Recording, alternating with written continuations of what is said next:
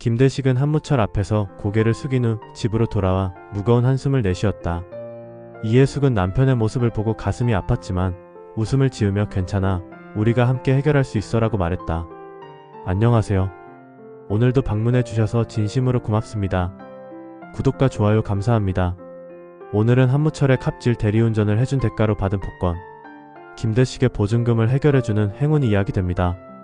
또한 김대식의 치킨집이 가족들의 노력으로 대박나는 장면도 그려지면서 이를 배아파하는 한무철의 모습이 재미있게 전개되네요. 그럼 이야기 시작하겠습니다. 그러나 대식의 얼굴에는 여전히 깊은 시름이 가득했다.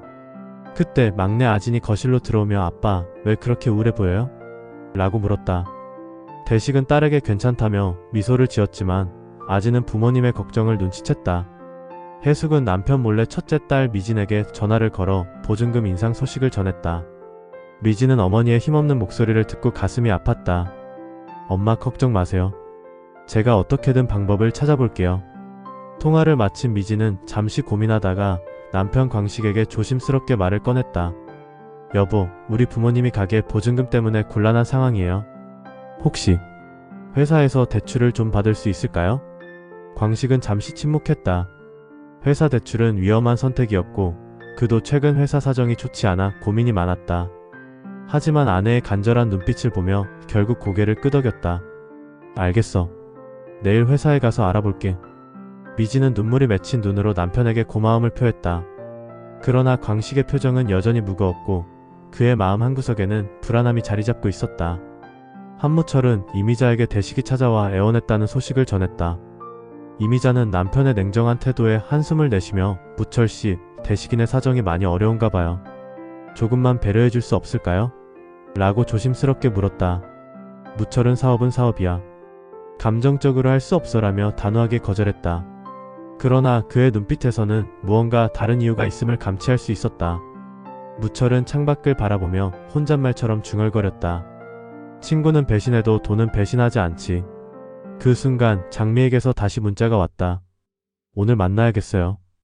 중요한 이야기가 있어요. 무철은 급히 문자를 삭제했지만 뒤에서 지켜보던 이미자의 의심은 더욱 커져만 갔다. 무철은 저녁에 장 대표를 만나기 위해 고급 룸사롱으로 향했다. 장 대표는 호텔 개발 계획을 가져왔고 두 사람은 술잔을 기울이며 이야기를 나눴다. 이번 프로젝트는 형님께 큰 이익이 될 겁니다. 투자하시면 개발 수익이 엄청날 거예요. 무철은 만족스러운 표정으로 고개를 끄덕였다. 그러나 그의 마음 한구석에는 복잡한 감정이 자리 잡고 있었다. 술자리가 길어지자 무철은 필름이 끊길 정도로 취해버렸다. 그는 비틀거리는 상태에서 김대식에게 전화를 걸었다. 김 사장, 지금 좀 와줄 수 있나? 내가 좀 곤란한 상황이야. 대식은 망설였지만 결국 무철이 있는 룸사롱으로 향했다. 그는 술에 취해 비틀거리는 무철을 부축해 차에 태웠다. 고마워, 김 사장. 내가 없었으면 큰일 날 뻔했어. 무철은 주머니에서 무언가를 꺼내 대식에게 건넸다. 그것은 바로 복권 한 장이었다. 이거 자네한테 주는 수고비야. 행운이 따를지도 모르잖아. 대식은 씁쓸한 표정으로 복권을 받았다. 보증금 인상으로 고통받는 자신에게 복권 한 장을 건네는 무철의 행동이 모욕적으로 느껴졌지만 그는 말없이 운전대를 잡았다. 몰래 귀국한 김석진은 우연히 만난 한서울을 떠올리며 그녀의 SNS를 찾아보았다. 서우는 패션 디자이너로 성공적인 커리어를 쌓고 있었다. 석진은 용기를 내어 메시지를 보냈다. 공항에서 만난 사람입니다. 혹시 시간이 되신다면 커피 한잔 할까요? 서우는 메시지를 보고 잠시 고민했다. 그녀는 석진이 누구인지 알아보지 못했지만 공항에서의 짧은 만남이 인상적이었다. 결국 호기심에 내 좋아요라고 답장했다. 다음날 두 사람은 카페에서 만났다. 석진은 서우에게 자신이 누구인지 밝히지 않은 채 대화를 이어나갔다.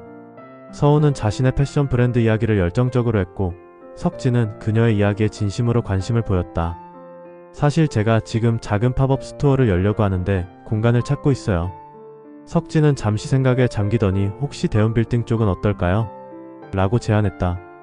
그는 가족의 치킨집이 있는 건물에 다른 공간도 있다는 것을 알고 있었다.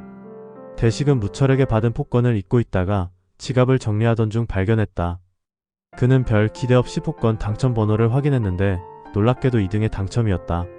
당첨금은 1억 원. 이게 말이 돼? 진짜야? 대식은 믿을 수 없는 표정으로 복권을 확인하고 또 확인했다. 그는 혼자 당첨 사실을 간직한 채 깊은 생각에 잠겼다. 이 돈이면 보증금 인상분을 충당할 수 있었지만 무철에게 빚을 지는 것 같은 기분이 들었다.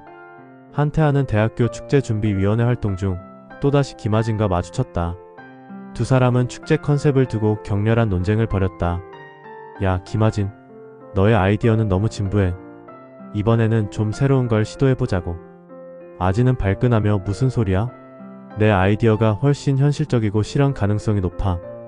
너의 그 황당한 계획은 예산도 터무니없이 많이 들고. 두 사람의 다툼은 그 과정에서 서로의 열정과 능력을 인정하게 되는 아이러니한 상황이 연출되었다. 대식의 치킨집은 점점 더 어려운 상황에 놓였다. 인상된 월세를 감당하기 위해 대식과 해숙은 밤낮으로 일했지만 마진은 줄어들고 피로는 쌓여갔다. 그러던 중 해숙이 과로로 쓰러지는 사건이 발생했다. 병원에 실려간 해숙을 보며 대식은 처음으로 울음을 터뜨렸다. 내 욕심 때문에 당신까지 이렇게 만들었어. 해숙은 약한 목소리로 괜찮아요. 우리는 항상 이겨냈잖아요. 라고 말했다. 병문안을 온 아진은 부모님의 모습에 가슴이 아팠고 무언가 결심한 표정으로 병실을 나섰다. 해숙이 퇴원한 후 김 가족은 거실에 모였다. 대식은 당첨된 복권에 대해 가족들에게 털어놓았다. 사실 무철에게 대리운전 수고비로 받은 복권이 2등에 당첨됐어. 가족들은 놀라움을 감추지 못했다. 특히 미지는 반가움과 동시에 안도감이 몰려왔다. 이제 남편에게 무리한 부탁을 하지 않아도 된다는 생각에 눈물이 핑 돌았다. 아빠, 그럼 이제 보증금 문제는 해결된 거네요. 그러나 대식은 고개를 저었다. 이 돈은 무철이 덕분에 생긴 거야. 그에게 빚을 지는 것 같아 마음이 편치 않아. 가족들은 깊은 고민에 빠졌다. 결국 미진이 말했다. 아빠, 그 복권은 아빠의 것이에요. 무철 아저씨가 준 건 맞지만 당첨되는 행운은 아빠의 몫이었어요. 대식은 조금 더 생각한 끝에 결단을 내렸다. 좋아. 이 돈으로 보증금을 마련하자. 하지만 무철에게는 비밀로 해야 돼. 한편 한무철은 비밀리에 장미를 만났다. 제가 장 사장님이 다른 사람들과 하는 말을 듣고 몰래 받아 적은 내용이에요. 무철은 만족스러운 표정으로 메모를 받았다. 역시 장미는 내 사람이야. 하지만 아직 장 대표가 내게 요구하는 게 너무 부담스러워서 고민이야. 장미는 의미심장한 미소를 지으며 그건 제가 해결할 방법이 있어요 라고 말했다. 이즈음 아진은 아버지의 치킨집을 살리기 위해 무모한 계획을 세웠다. 그녀는 대학 축제에서 치킨집 특별 이벤트를 기획하기로 했다. 하지만 이를 위해서는 행사를 추진하는 한태아의 도움이 필요했다. 한태아, 부탁이 있어. 태아는 냉소적인 표정으로 아진을 바라보았다. 갑자기 무슨 부탁? 아진은 자존심을 꺾고 솔직하게 가족의 상황을 설명했다. 우리 가게가 정말 어려운 상황이야. 이번 축제에서 우리 치킨을 판매할 기회를 줄 수 없을까? 태아는 잠시 고민하는 듯 했지만 결국 고개를 저었다. 미안해. 이미 모든 식품 부스는 확정됐어. 아진은 실망한 표정으로 돌아섰지만 태아는 그녀의 뒷모습을 바라보며 무언가 생각에 잠겼다. 석진도 아버지의 가게를 구하기 위해 한서우에게 도움을 청하기로 결심했다. 그는 마침내 자신의 정체를 밝히고 무철과 장미의 계획에 대해 털어놓았다. 아버지의 치킨집은 단순한 장사 공간이 아니야. 우리 가족의 추억이 담긴 곳이죠. 서우는 그의 이야기를 듣고 충격을 받았다. 아버지가 그런 계획을 하고 있다니. 믿기 힘들어요. 석진은 간절한 표정으로 물었다. 도와줄 수 있을까? 서우는 잠시 고민하더니 손을 내밀었다. 함께 해결책을 찾아보자.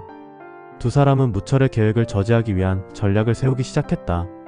서우는 자신의 패션 브랜드와 김대식의 치킨을 결합한 특별한 콜라보레이션을 제안했다. 패션과 맛의 만남이라는 컨셉으로 대운 빌딩에 새로운 가치를 부여하는 아이디어였다. 한편 이미자는 남편과 장미의 관계가 의심스러워 직접 장미를 미행하기 시작했다.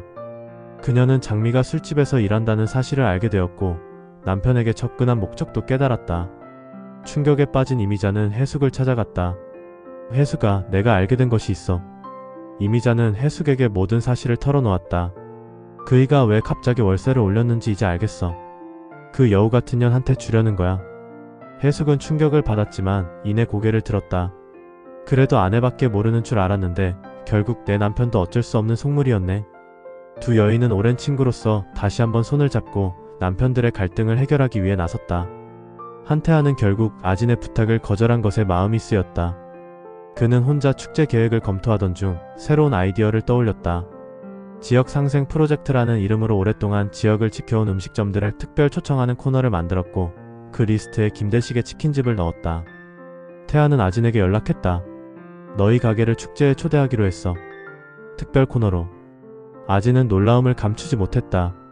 왜 마음을 바꾼 거야? 태아는 잠시 머뭇거리다 그냥 내 치킨이 맛있어서 라고 대답했지만 사실은 아진의 진심 어린 가족 사랑에 감동받았기 때문이었다. 한편 대식은 복권 당첨금을 받은 후 무철을 찾아갔다. 그는 무철에게 솔직하게 말했다.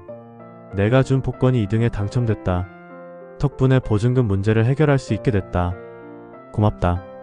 무철은 깜짝 놀랐다. 그는 술에 취해 건넨 복권이 그런 행운을 가져다 줄 줄은 꿈에도 몰랐다. 순간 그의 마음속에 화가 치밀어 올랐다. 자신이 쫓아내려 했던 놈에게 오히려 행운을 안겨준 아이러니한 상황이 그를 혼란스럽게 했다. 그래? 그럼 반땅해야지. 내가 주긴 했지만 술 취해서 준 거니까 나한테도 소유권이 있잖아. 대식은 고개를 숙이며 이걸로 보증금 처리하려고 하는 건데 무슨 소리야. 그리고 내가 그냥 받았냐? 내 대리운전 해주고 받은 대가잖아. 라고 말했다. 무철은 잠시 말을 잇지 못했다.